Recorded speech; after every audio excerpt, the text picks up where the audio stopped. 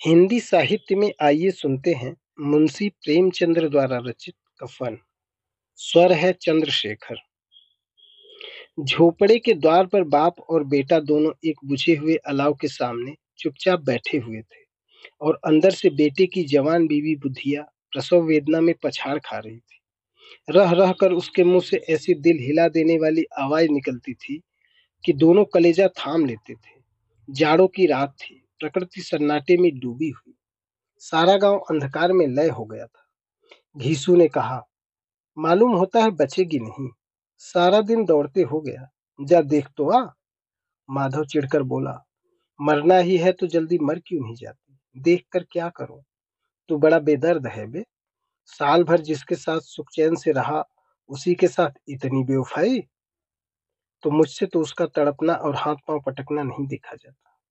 चमारों का कुनबा था और सारे गांव में बदनाम। घीसू एक दिन काम करता तो 3 दिन आराम करता। माधव इतना कामचोर था कि आध घंटे काम करता तो घंटे भर चिलम पीता। इसलिए उन्हें कहीं मजदूरी नहीं मिलती थी। घर में मुट्ठी भर भी अनाज मौजूद हो तो उनके लिए काम करने की कसम थी।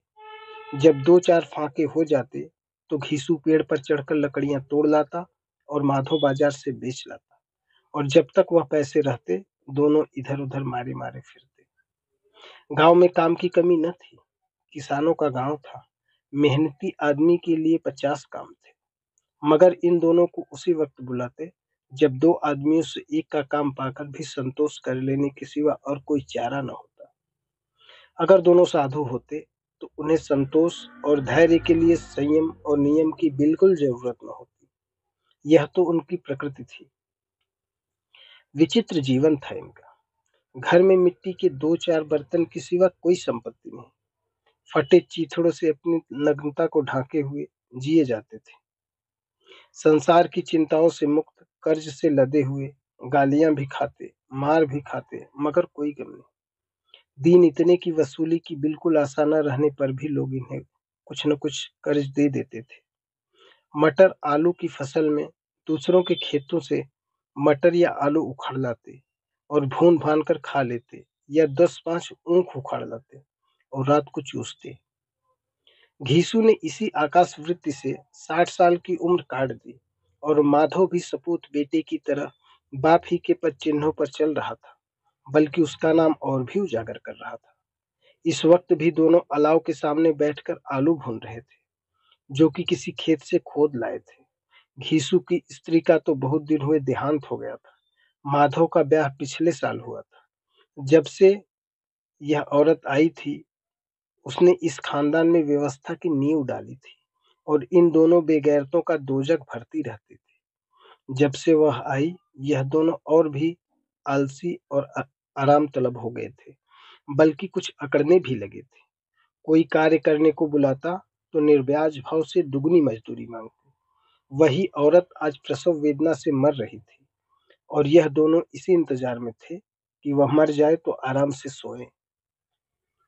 घीसू ने आलू निकालकर छीलते हुए कहा, जाकर देख तो क्या दशा है उसकी। चुड़ैल का फिसाद होगा और क्या। यहाँ तो ओझा भी 1 रुपए मांगता है।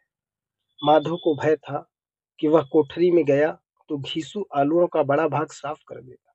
बोला, मुझे वहां जाते डर लगता है। डर किस बात का है, मैं तो यहाँ हूं ही। तो तुम ही जाकर देखो ना।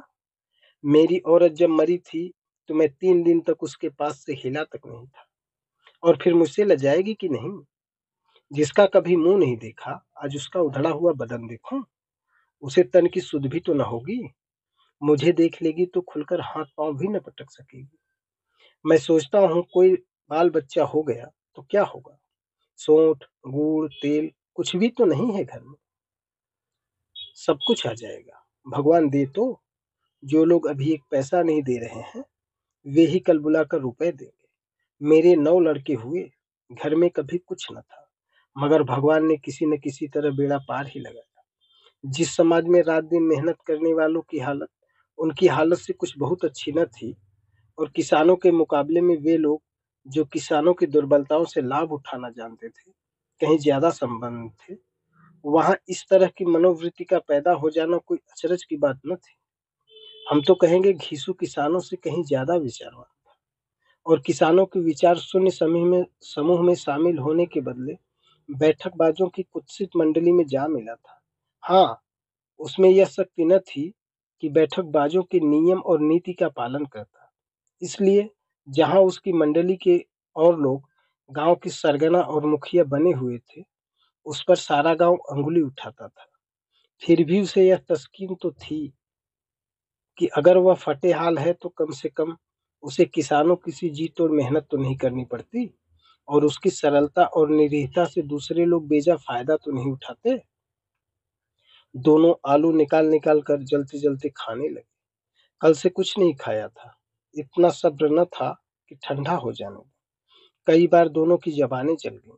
छिल जाने पर आलू का बाहरी हिस्सा जबान, हलक और तालू को जला देता था, और उस अंगारे को मुंह में रखने से ज्यादा खैरियत इसी में थी कि वह अंदर पहुंच जाए। वहां उसे ठंडा करने के लिए काफी सामान थे, इसलिए दोनों जल्द जल्द निकल जाते। हालांकि इस कोशिश में उनकी आंखों से आंसू निकल आते। घीसू को उस वक्त ठाकुर की बारात याद आई, जिसमें 20 साल पहले वह गया था। उस दावत में उसे जो तृप्ति मिली थी, वह उसके जीवन में एक याद रखने लायक बात थी, और आज भी उसकी याद ताजा थी। बोला, वह भोज नहीं भूलता। तब से फिर उस तरह का खाना और भरपेट नहीं मिला। लड़की वालों ने सबको भरपेट पूरियां खिलाई। सबको, छोटे बड़े सबने पूरियां खाई, और असली घी की।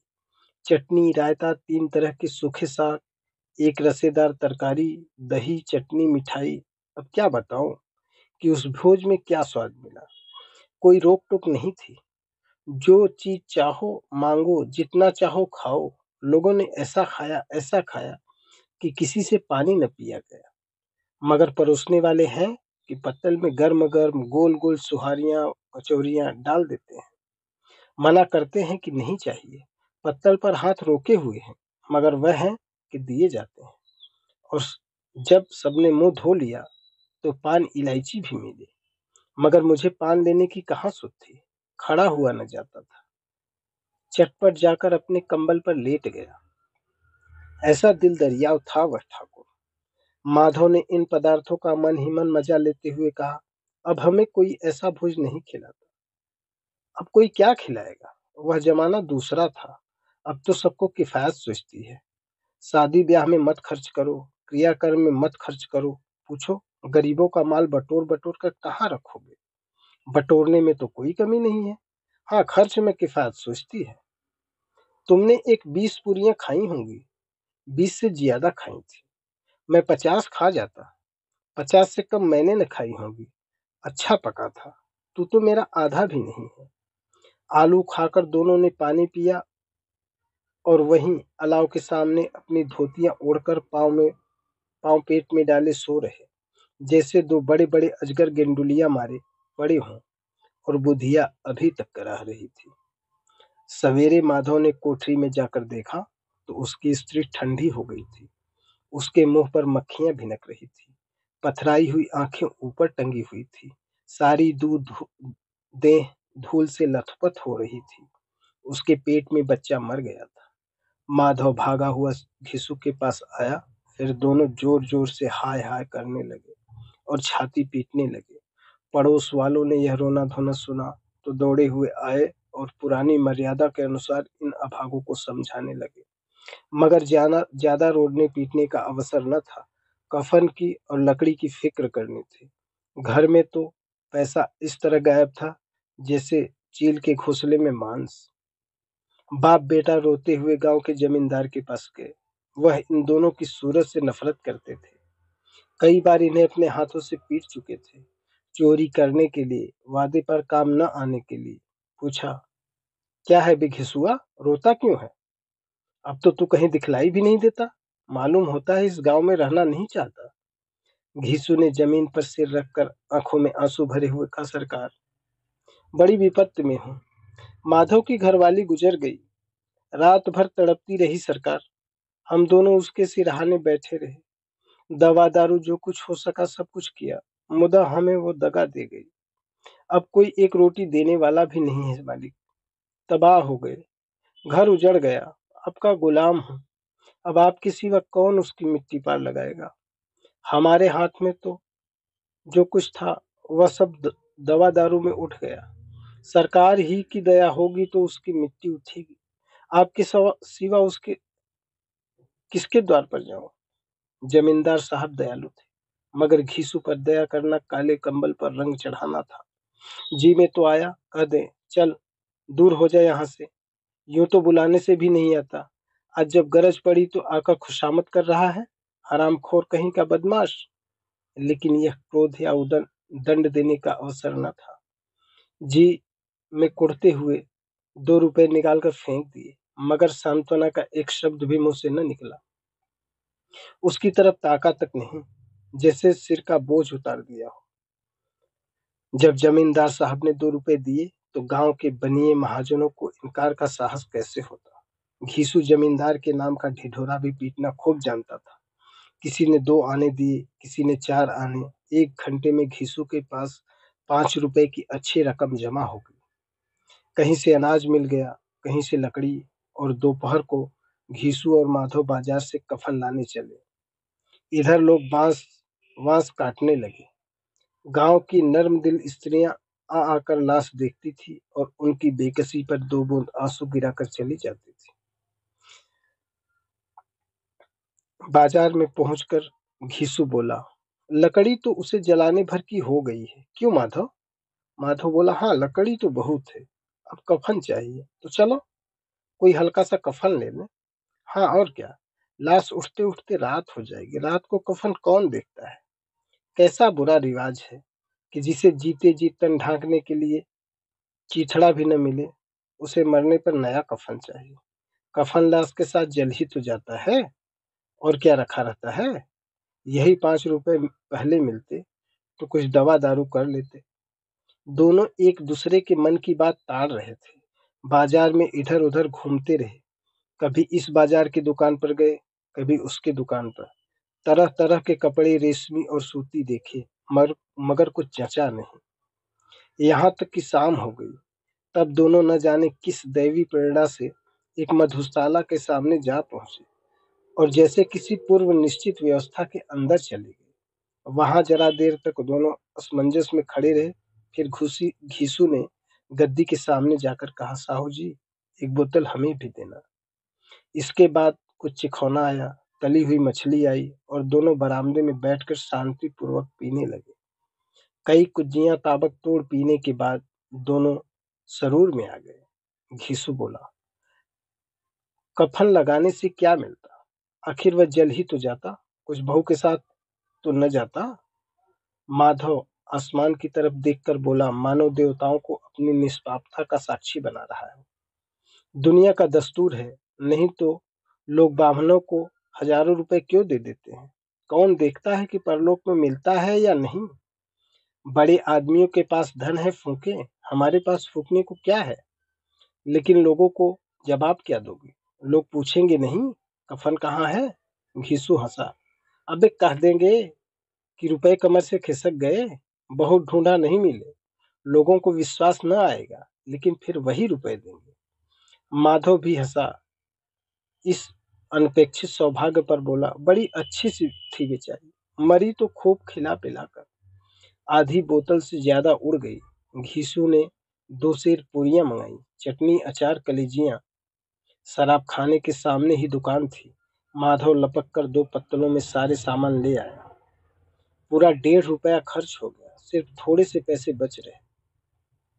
दोनों इस वक्त इस शान में बैठे पूरियां खा रहे थे जैसे जंगल में कोई शेर अपना शिकार उड़ा रहा हो। न जवाबदेही का खौफ था, न बदनामी की फिक्र। इन भावनाओं को उन्होंने बहुत पहले ही जीत लिया था।